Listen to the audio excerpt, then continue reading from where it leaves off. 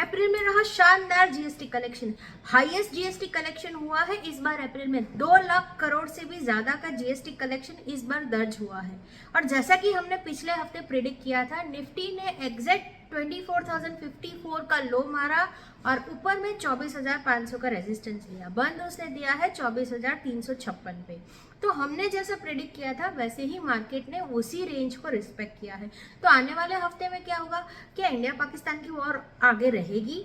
हमको वो टेंशन लेना चाहिए? वो टेंशन टल चुका है। अभी भी वॉर की बातें तो चली रही है। मुझे क्या करना चाहिए मार्केट में? बहुत सारे सवाल अभी भी आप लोगों के मन में है।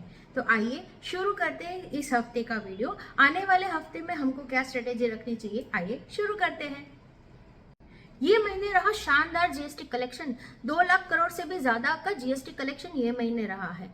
दूसरा इंपॉर्टेंट चीज, एफआईआई ने 13 दिन कंसेक्यूटिव बाइंग किया है, जो एक बहुत बड़ा सेंटिमेंटल बूस्टर है। 2 साल के बाद ऐसा दिन हम दिखने को मिल रहा है जहां पे एफआईआई ने कंटिन्यूअस बाइंग की है।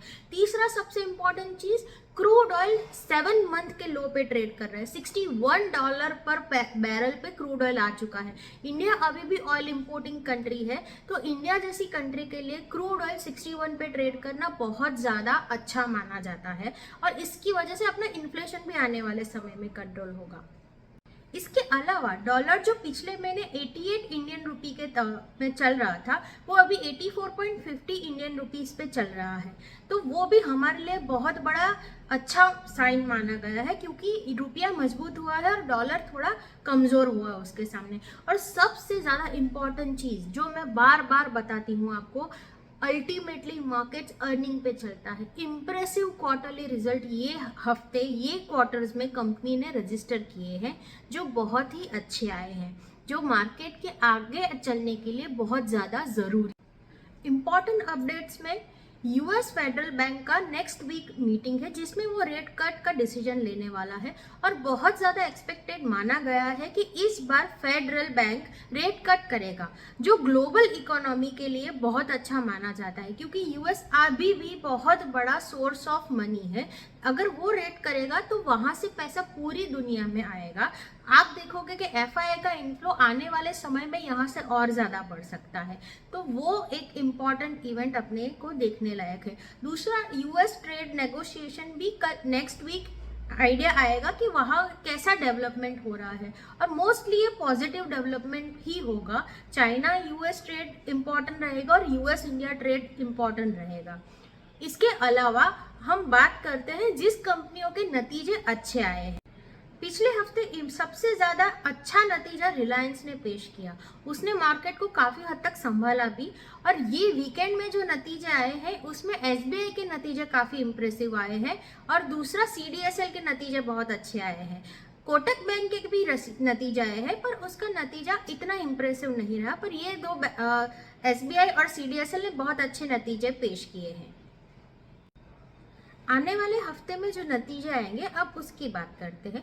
इम्पॉर्टेंट कंपनियों के जो नतीजे जो ये हफ्ते आएंगे उसमें है M&M, Indian Hotels, Titan, ABB, Asian Paint, L&T, Dabur, Pidilite, Bank of Baroda, BSC और कोल इंडिया। ये कंपनियां ये हफ्ते में नतीजे पेश करेंगी, जिन पे आपको ध्यान देना चाहिए कि नतीजे कैसे आते हैं। वो आपके पोर्टफोलियो को भी असर करेगा और कंपनी के और निफ्टी के डायरेक्शन को भी असर करेगा।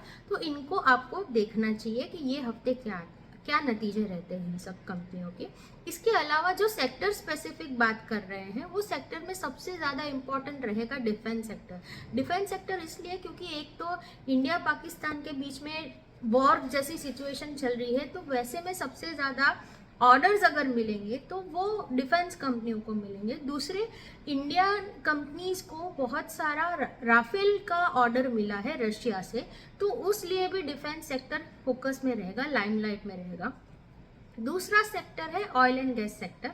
ऑयल एंड गैस सेक्टर इसलिए क्योंकि क्रूड ऑयल बहुत निचले 61 पर बैरल डॉलर पे चल रहा है, तो वो एक आपको पॉजिटिव सेक्टर रहेगा आपके लिए। इसके अलावा आईटी सेक्टर को भी आप ध्यान में रख सकते हैं। नैस्डैक में बहुत सारी कंपनी ने बहुत अच्छा रिजल्ट पेश किया है, तो जिसका नतीजा, जिसका असर अपने को इंडियन आईटी कंपनी पे भी दिखेगा। तो हो सकता है आने वाले हफ्ते में आईटी स्टॉक्स अच्छा करे और एक ऑटो सेक्टर अच्छा परफॉर्म कर सकता है, क्योंकि ट्रम्प के जो ट्रेड डिसीजंस आए थे उसकी वजह से ऑटो सेक्टर काफ़ी पिटा हुआ है। हो सकता है ये हफ्ते ट्रेड नेगोशिएशन में ईज ऑफ देखने को मिले, तो ये सारी कंपनियां जो पिटी हुई है उनमें एक बाउंस बैक देखने को मिले। तो ये सारे न्यूज़ को एनालाइज करने के बाद मार्केट में मंदी का माहौल तो ज़रा भी नहीं है। आपको आपका पोर्टफोलियो बेच के निकलना नहीं चाहिए, बाय ऑन डिप्स का अप्रोच रखना चाहिए। अगर आप इन्वेस्टर हैं तो थोड़े भी गिरावट पे आपको अच्छे क्वालिटी के स्टॉक्स लेने का सोचना चाहिए, क्योंकि ओवरऑल सेंटीमेंट पॉजिटिव है, अर्निंग्स आ रहे हैं, एफआईआई फ्लोज आ रहा है, ग्लोबली सिचुएशन बेहतर होती हुई दिख रही है। ट्रेडर्स को क्या करना चाहिए वो हम ये वीडियो में आगे डिस्कस करते हैं। चलो शुरू करते हैं।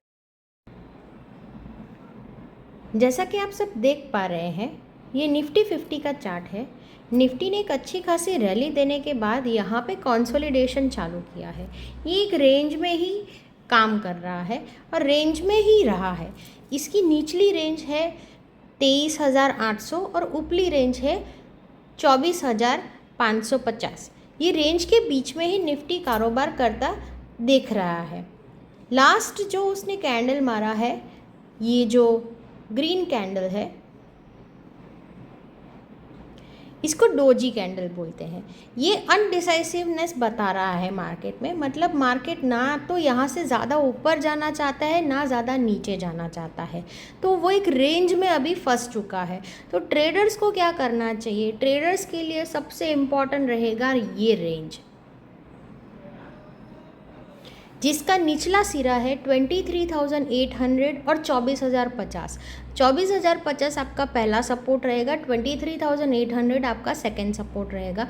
ऊपर में रेजिस्टेंस आपके लिए क्या रहेगा? रेजिस्टेंस रहेगा आपके लिए पहला 24,600 और दूसरा रेजिस्टेंस रहेगा 24,800।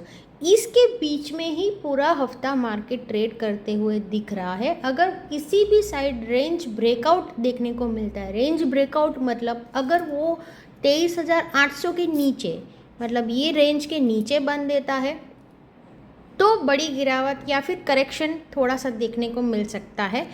अगर वो 24,800 ऊपर में क्रॉस करता है तो फर्दर बड़ी बाइंग देखने को मिल सकती है। तब तक मार्केट एक रेंज में रहेगा और हमको इसको रिस्पेक्ट करना चाहिए। Thank you. अगर आपके कोई भी सवाल है तो आप हमें डायरेक्टली हमारे ऑफिस पे आके कंसल्ट कर सकते हैं, या आप हमें व्हाट्सअप कर सकते हैं, या पर्सनली आके मिल सकते हैं। आशा करती हूँ ये वीडियो आपके लिए इम्पॉर्टेंट और फ्रूटफुल रहा होगा। Thank you.